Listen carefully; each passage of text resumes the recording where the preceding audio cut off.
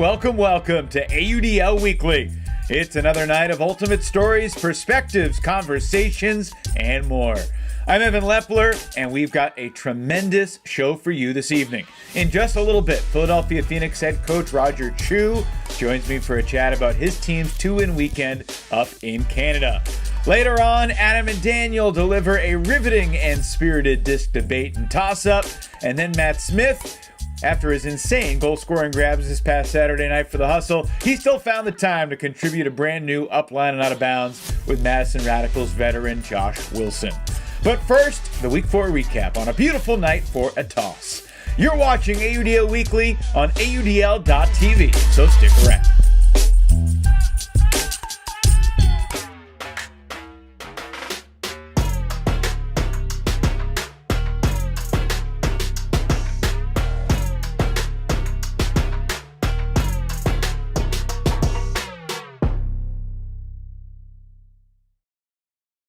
All right, welcome back. So much to discuss from the weekend that was in the AUDL. 4 teams had doubleheaders on the road, and they turned out to be all or nothing propositions for those 4 teams. For the Philadelphia Phoenix, it was a magical weekend as they beat Montreal 19-13 and then knocked off Ottawa 23-22 for their first and second wins of the season.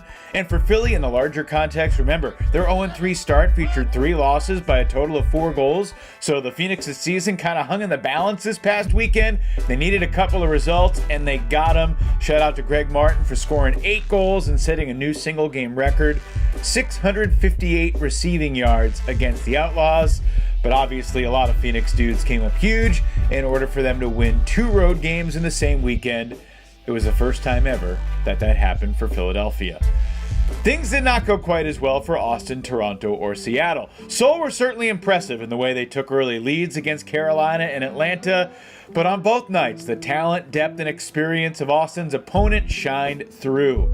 Seoul falling 27-24 in Durham against the Flyers. Justin Allen's crazy layout Callahan helped put the game away for Carolina. And then Austin coming up short in Atlanta 26-21 against the Hustle. 11 assists for Austin Taylor. And how about the catches made by Carl Eckwurzel and our guy Matt Smith? Made a bunch of insane grabs. John Stubbs, big game for the Hustle as well. Sending the Soul back to Texas after a winless weekend. From a result standpoint, similar story for the Rush, who lost in Boston Friday night 23-13. Glory snapped their 3-game losing streak in the process. And then Toronto got beaten pretty good by New York on Saturday night. Final score 31-17 as the Empire improved to 4-0. And then the Cascades, they kept it close in both games, but Seattle coming up short in both, losing 22-20 in San Diego, and then falling by 1 in LA. Aviators taking it 19-18. Aviators scored the game winner, Michael Keough to Nate Ransom with just 3 seconds remaining in regulation. As for the games involving 2 teams who were not experiencing doubleheaders this past weekend, interesting, all 3 road teams in this circumstance got wins. Madison Radicals 27-18 in Detroit. Radicals now 3-0, while the Mechanix are now 0-53 in their last 53. Elsewhere, Indy won in Pittsburgh 20-16, foiling my perfect week in Lepler's locks. Humbug, Thunderbirds +3, unfortunately coming up just short as the AlleyCats moved to 2-1 of the year. And the Portland Nitro also now 2-1 after a road win at Oakland. Nitro over the Spiders 26-22 behind another big game offensively from Leandro Marks. Portland and San Diego both with 1 loss in the West, but looking up in the standings at 3-0 Salt Lake and 2-0 Colorado. Shred and Summit set to clash for the first time ever this Saturday night in Denver, and certainly one of the most anticipated games of the upcoming weekend. First place on the line as those 2 expansion franchises meet for the first time this week. All right, coming up next, Philly Phoenix with a season-shifting weekend up in Canada. Their head coach, Roger Chu, coming up next here on AUDL Weekly.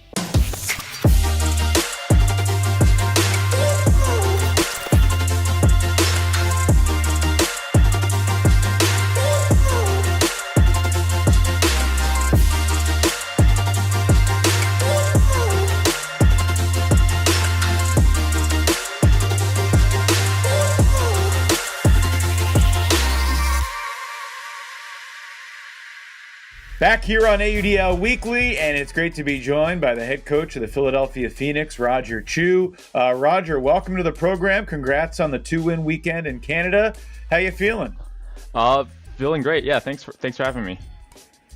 What was the most satisfying aspect of this past weekend, especially in the wake of what happened in the Montreal home game where you guys lost to the buzzer? Yeah, I mean, getting wins is very satisfying, but I think above that was the sense of, I guess, coming together that the team had, right? The doubleheader in Canada is really tough. I mean, there's some great competition, back-to-back, traveling a long distance, and seeing the team come together over those two games, that was extremely satisfying, especially from a coaching standpoint. So early in the season, it was clear that you guys had talent, you guys had some chemistry, but the results weren't coming. You lose to Boston by 1. You battle New York as well as anybody has in a regular season game in recent years in your division, and you lose by 2, and then the heartbreaker against Montreal.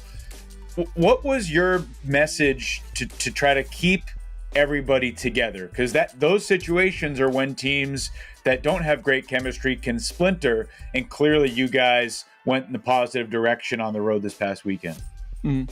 Yeah, we have not talked about winning or losing really the entire season. And I think my philosophy is if we just talk about winning, and that's all we talk about, that's not a great way to get to winning, right? Of course we want to win. We know that already. So let's talk and let's work on the things that will get us there. The process pieces. And so, regardless of the outcomes of what happened, on our first game against Boston, our next game against New York, and our third game against Montreal, the message was always the same. And if we had won, it would have been the same regardless, right? Which is we need to execute our systems. We need to come into these games with full focus, and we need to work together as a team. And so I think because of the consistency of the message, those losses hurt, but we haven't based our entire identity on are we going to win every single game. We've based our entire identity on are we willing to put in the work and to work within our systems and to play together as a team. And those are the things that we look at. And I think that's what helps keep us together as a team, regardless of what outcomes happen.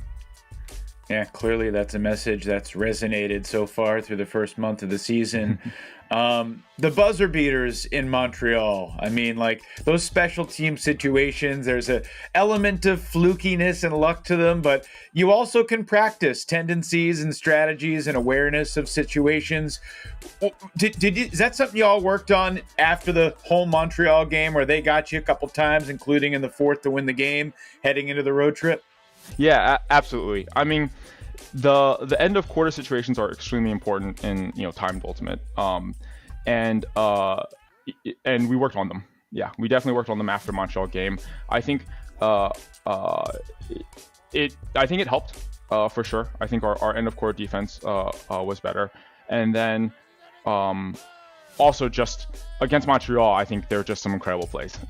You have to chalk it up to just some players doing some amazing things as well. Mm-hmm.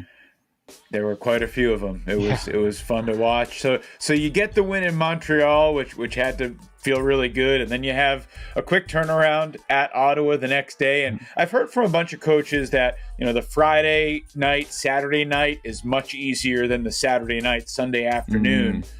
But with that said, I doubt you're aware of the history. Philadelphia had never won back-to-back road games on the same weekend in the history of the franchise. So what was kind of your message going into that game, and how did you bring the energy to everybody when it was clear that you guys were lacking it a little bit early in that game?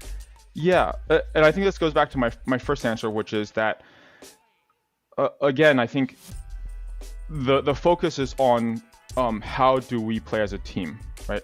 What are the things that we need to accomplish as a team?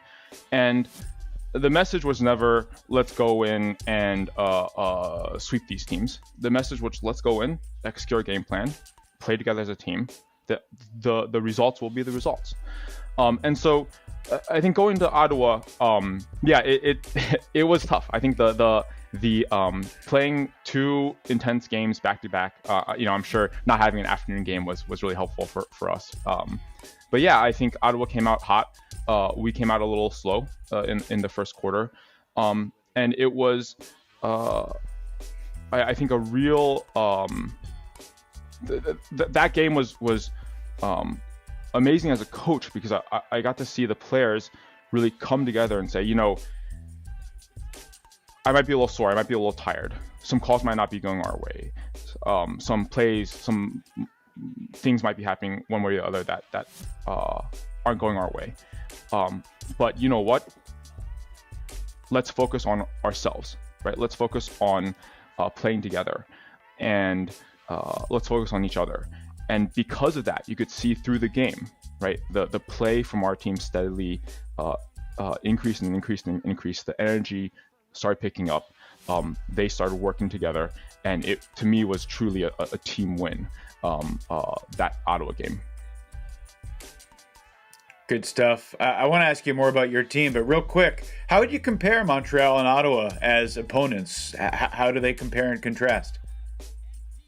It's a little, I think it's a little difficult to compare and contrast from the weekend, because they're 2 very different conditions in which they're playing in. Okay. Also, to be fair, Montreal was missing some of their key players.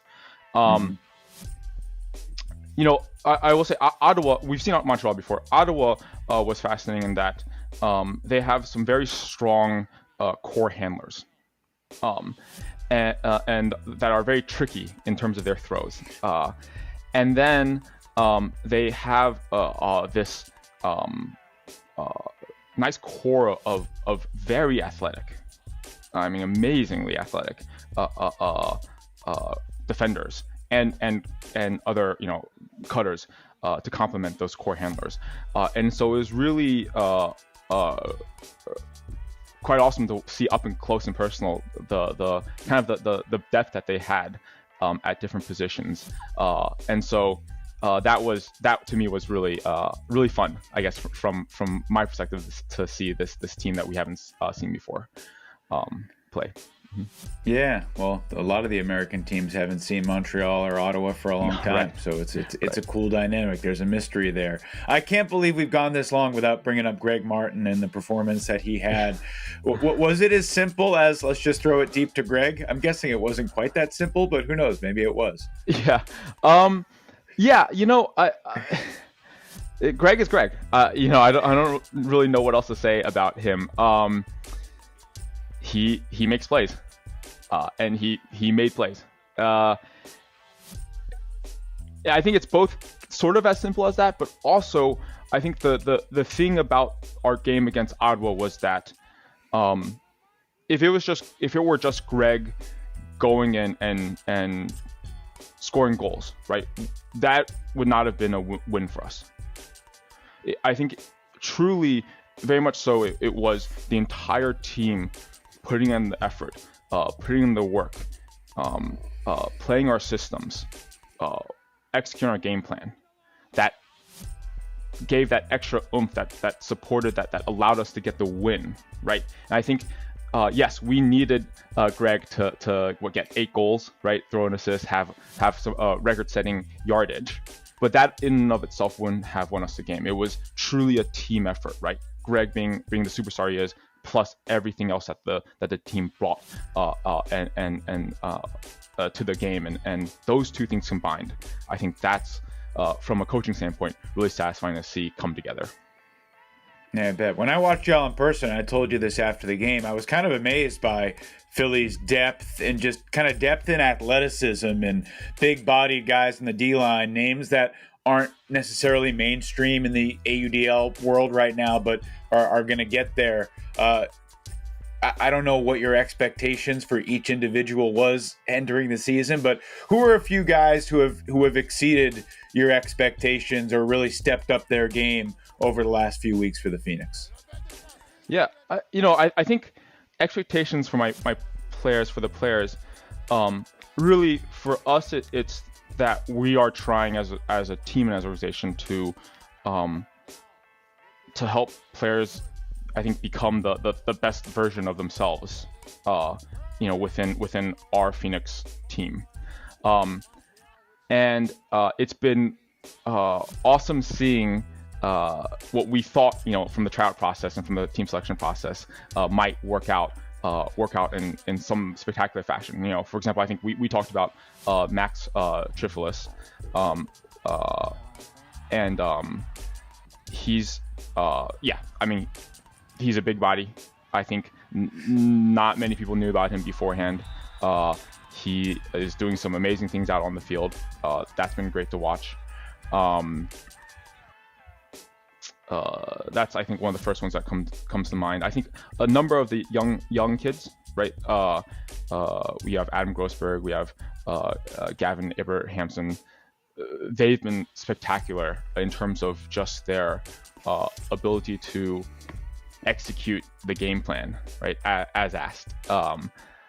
It's at their young age, it's been amazing to see them commit to playing with the team, right, and as part of the team, especially considering how spectacular they are at the high school level. I could go on and on. I really could. I'm sure. I mean, you bring up a player, I could talk about him.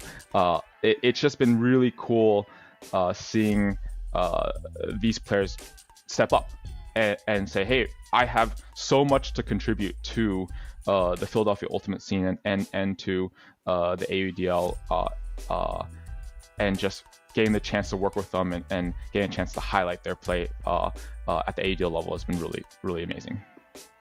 All right, last thing. What has it meant to you over the past few months in preparing for the season and the last month in coaching to be the head coach of an AUDL team for the first time? And how has this experience contrasted with what your expectations would be heading into it? It's been not gonna lie, it's been hectic. It's really nonstop, which I enjoy for sure, but it is definitely exhausting, but very fulfilling.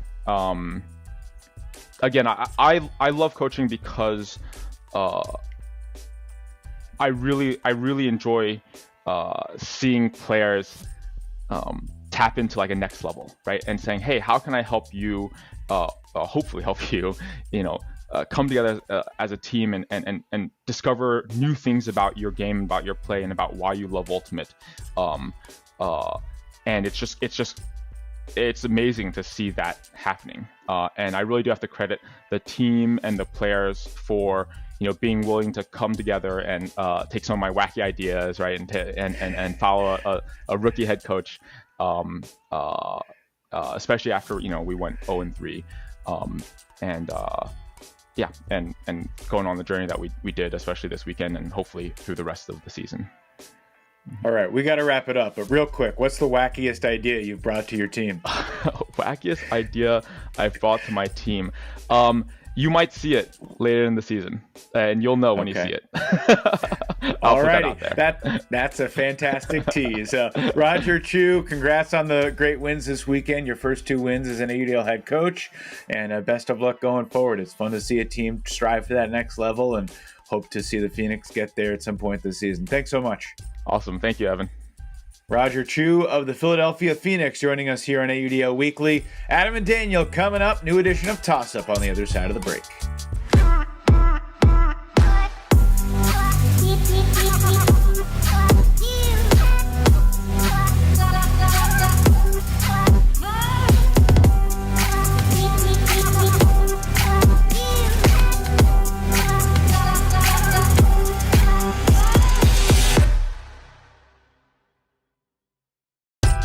Back on AUDL Weekly with Adam Ruffner and Daniel Cohen. Gentlemen, welcome back. You can hear these two on the Swing Pass podcast twice a week during the AUDL season.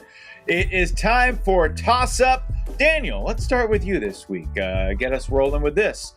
Topic number 1, both teams had big road wins this past weekend.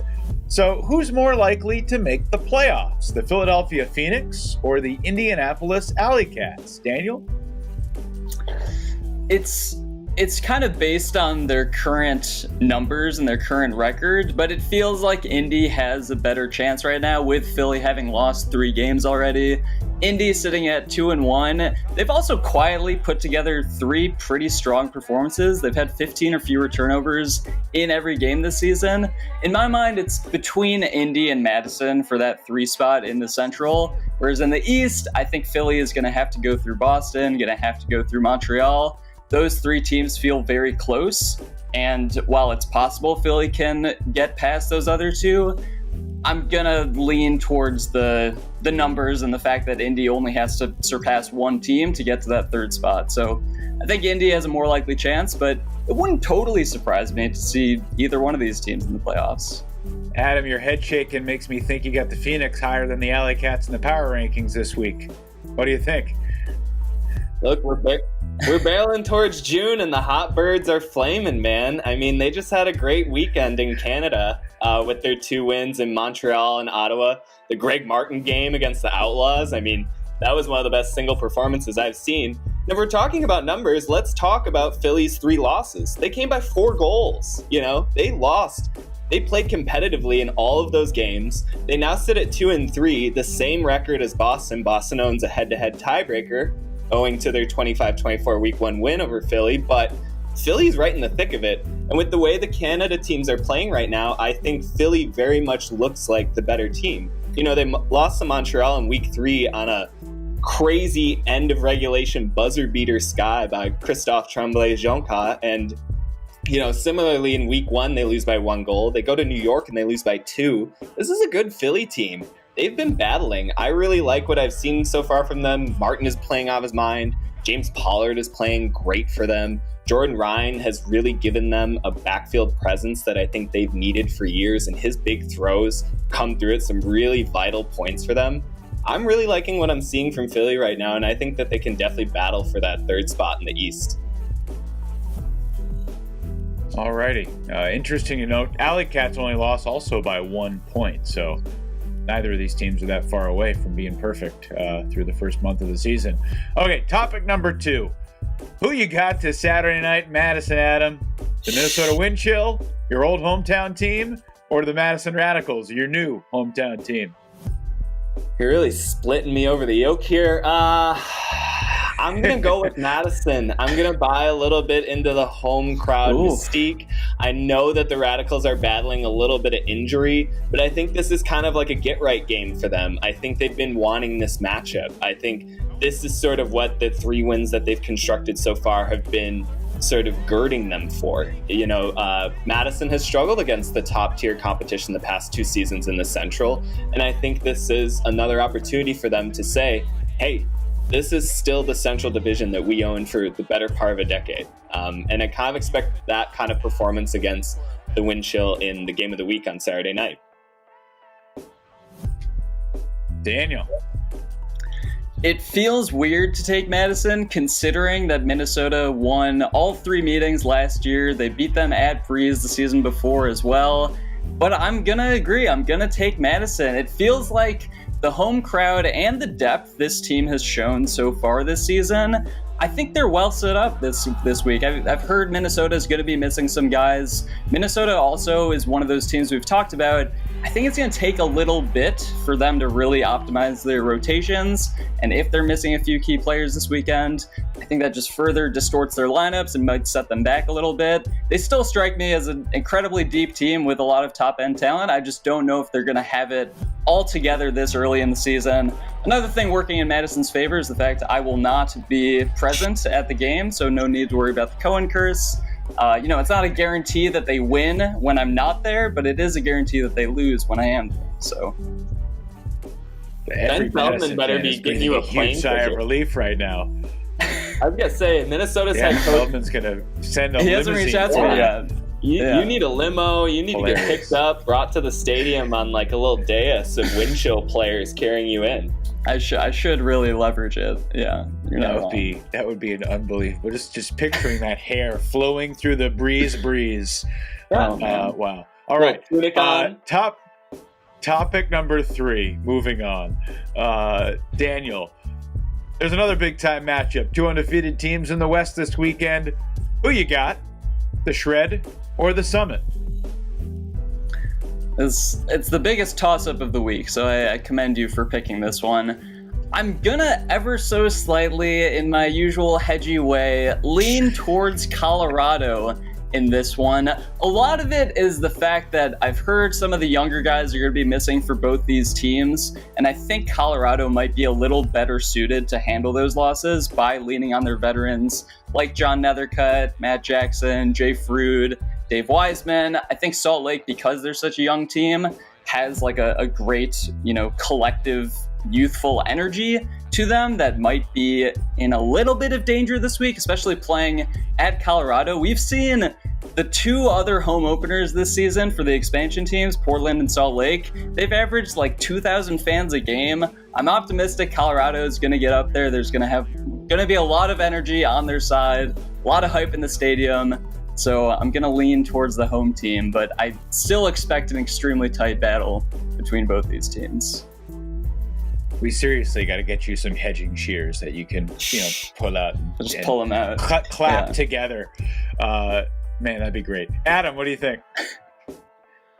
Yeah, I think this might be the game of the season so far. Both teams have just come out blazing. They've got a combined 5-0 record. They've each got an MVP candidate, with Colorado's Jonathan Nethercutt and Salt Lake's Jordan Kerr. I think whoever kind of edges out in this matchup kind of takes a little bit of a step up in those rankings, but more importantly, for the West Division as a whole, this will determine who's at the top. This is a battle for first place this week, and I think it's going to have massive ramifications later. And all of this is a clever way of me avoiding making a pick, because I really think it's a toss-up, but I will take the home team for a lot of the same reasons as Daniel. I just think that they have a little bit more of a veteran presence that might help them at home anchor them in what is sure to be just a raucous environment. I kind of expect a high-scoring game just because defense is hard to play in those environments, as we've sort of seen, as you've said, in Portland and Salt Lake. So, yeah, I'm going to take the Summit and the home crowd. Going to be a great game. Interesting that it's also the home opener for the Colorado Summit, their first home game ever. So if it wasn't a big enough game, hopefully that adds a little extra mystique to it. All right, the Shred and Summit are still both undefeated, but I don't know. I'm not considering either one the championship favorite league-wide at this point. So toss-up number 4, Adam, 1 month into the season, who deserves to be considered the championship favorite? And you have two options, the 4-0 Empire or the 4-0 Flyers. See, now I think this might be the hardest question. Two really good options. I don't think you can go wrong in either direction. You've got Carolina and that defense, that handler defense that just seems to grind everyone down into a dust by the fourth quarter, and their offense just kind of can pick up momentum as the game goes along, as we saw against Austin this past weekend. But I'm going to choose New York right now. They're just on a different level, I think, on both sides, and they still have yet to get the best college player out there right now, and John Randolph, who will be joining the team next week. They just blew out Toronto by 14 goals without Jack Williams, arguably one of their most important players. The Empire are excelling at Ultimate right now on both sides of the disc. Marquez Brownlee deserves a shout out. He's been playing fantastically the past couple of weeks as a handler defender a lot of times, using his length. I'm just really impressed once again with New York balancing around those stars. We talk so much about the Babbitt, Yacht, Williams, Osgars, the heliocentric nature of this Empire team, but the balance pieces this year are just... they're all stars too, Solomon Rushmeyer-Bailey has yet to have a throwaway this year. It just speaks to, I think, a glimpse of how well this team is executing on all fronts. Daniel, are we going to hedge or are we going to be declarative here? We're declarative on this one, and it's nothing against Carolina, of course, but I am going to agree on New York. Historically, both y'all going against the defending champs. Historically, offense wins championships, does it not? In Ultimate, we see consistently the most efficient offensive teams coming away with the title. Right now, New York sits at the top of the league, converting 71% of their offensive possessions. Carolina and Chicago last year were up at the top at like 64, 65%. So New York even above that at this point. There's also, I think, a higher chance that Atlanta beats out Carolina for championship weekend in the South.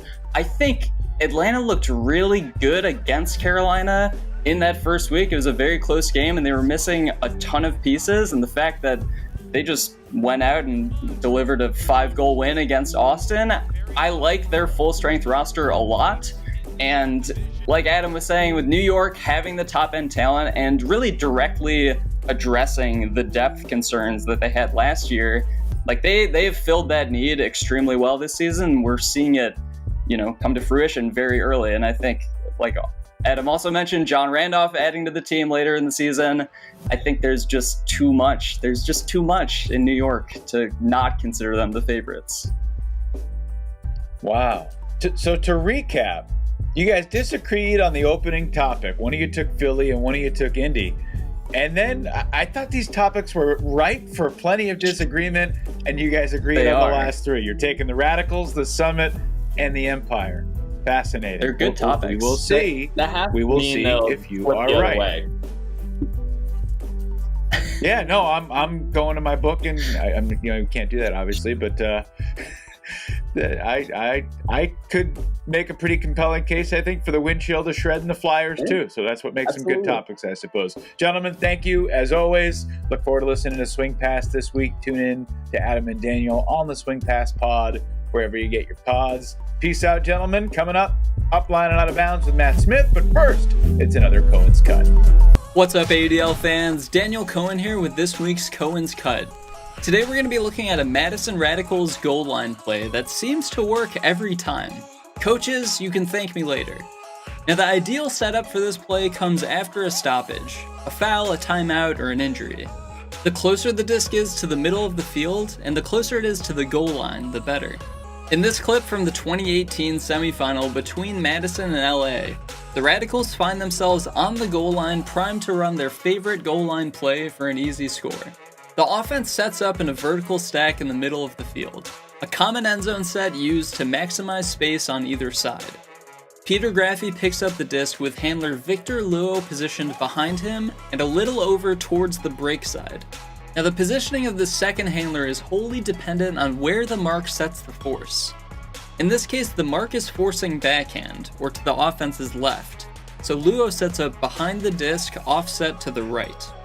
As the disc gets whistled in, Graffi's first move is to look towards the stack for a brief second, then immediately dump the disc back to the second handler, who cuts directly horizontally behind the disc.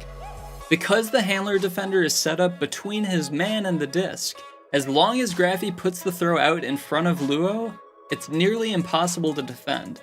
It also happens at such an early stall count, it's likely to catch the defender off guard when they aren't anticipating a reset. When the disc is successfully dumped back, the defense is already lost. With Graffi's mark positioned on his right side, his left side is completely unobstructed, so that's where he moves immediately following the throw. Meanwhile, no one in the vertical stack is moving, so Graffi has an entire half of the end zone to cut into, away from every defender on the field. This quick dump also gives Luo an unmarked throw to the same side he's cutting towards. So with all of this motion going unobstructed towards the forced side, the play becomes virtually unstoppable. Thanks for watching. Hope you'll join me next time for another Cohen's Cut.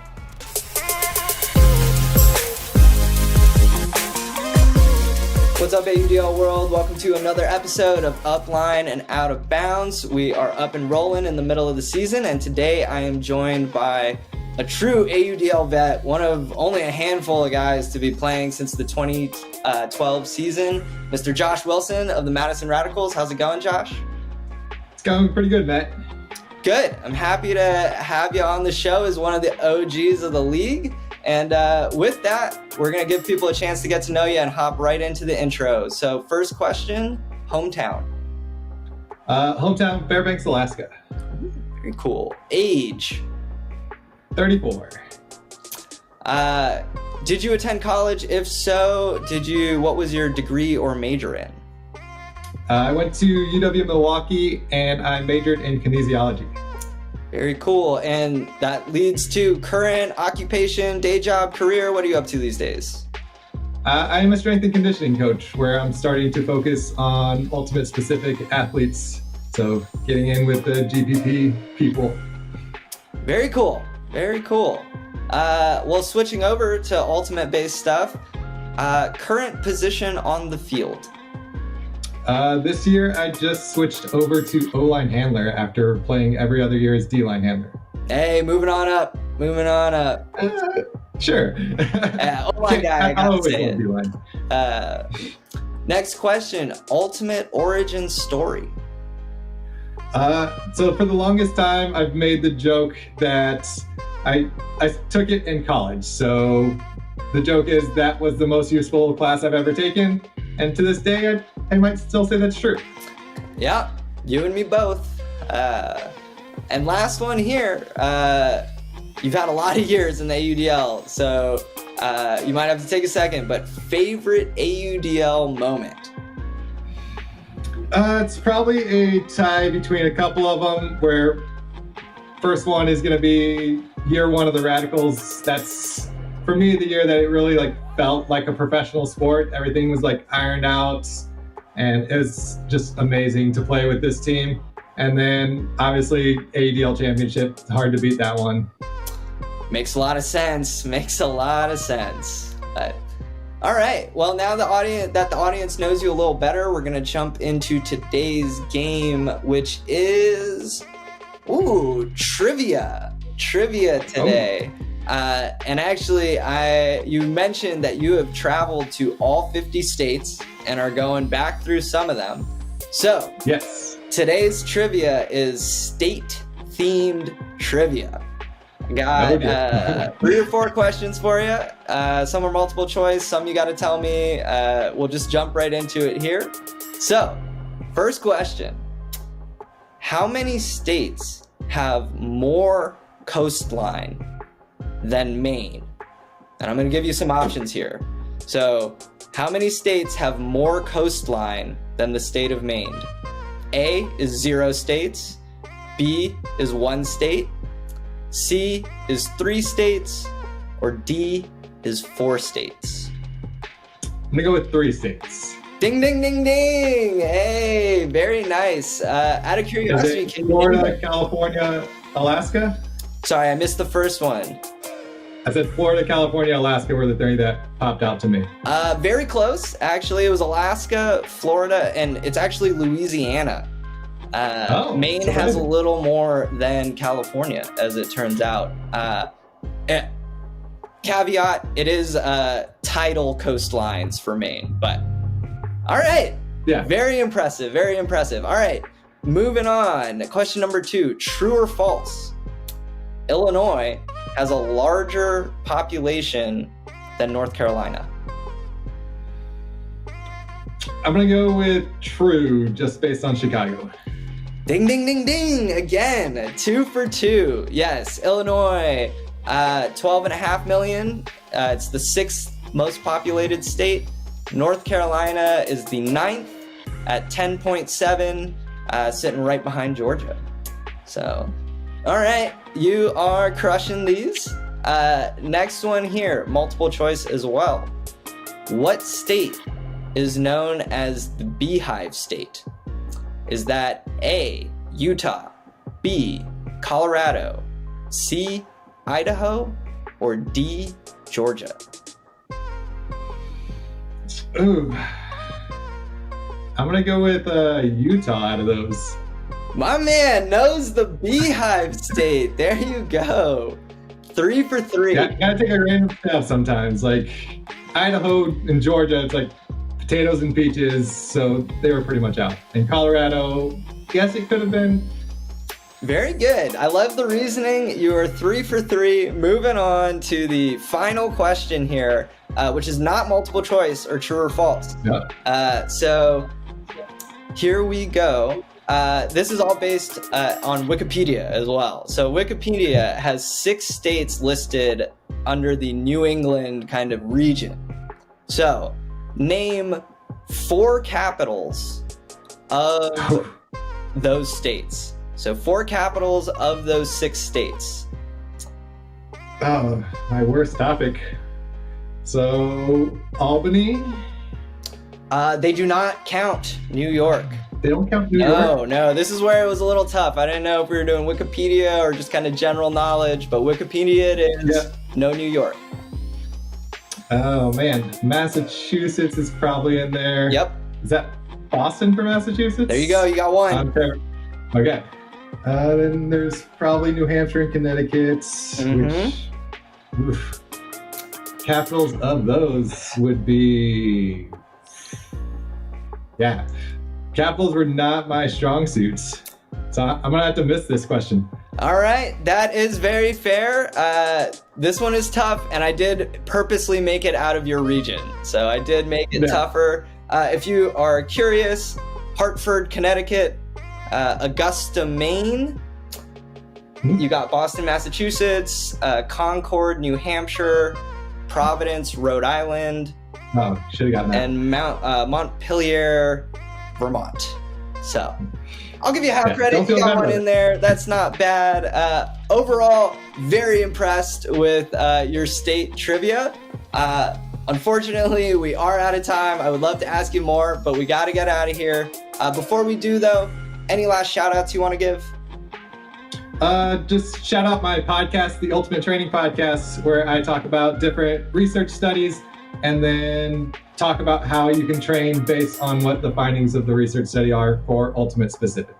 So go give that a listen. It's on Google Podcasts and Spotify, so easy to find. Very cool. All the listeners, go get your knowledge up. Tune into that podcast. I know I speak for the rest of the listeners when I say I'm excited to watch you and the Radicals take the field against the Minnesota Wind Chill. But for now, back to Evan. All right, Matt and Josh, thank you very much. Great stuff. I admit, I felt like I've excluded Wilson from the AUDL Lifer group in most of my reporting through the years. Through no fault of his own, much like Cameron Brock and Goose Helton and Travis Carpenter and Kevin Quinlan, Wilson has been on an AUDL roster every single season since 2012, but it was an injury in 2015 that prevented him from playing in every single season in AUDL history. Still got to appreciate his dedication to the league, and there's no doubt he's playing some of his best Ultimate of his entire life right now at age 34 for the Radicals. We'll see if JW and the Rads can keep it rolling this weekend against Minnesota. That'll do it for the show tonight, though. Thanks to all involved, Matt and Josh, Adam and Daniel, Philly coach Roger Chu, and of course, big time thanks go out to our editor extraordinaire, Luke Johnson. Thanks to you as well for tuning in. Hard to believe the season is a month old already, but we've got lots of great Ultimate ahead, including one of the best weekends of the year. I'll be flying to Milwaukee for College Nationals tomorrow night, and then heading to Madison for the Game of the Week on Saturday evening. Definitely fired up for the fun weekend ahead, but for now, I'm Evan Lepler. Thanks so much for watching AUDL Weekly. Hope you enjoy all the Ultimate this weekend, and I'll talk to you again right back here next Wednesday.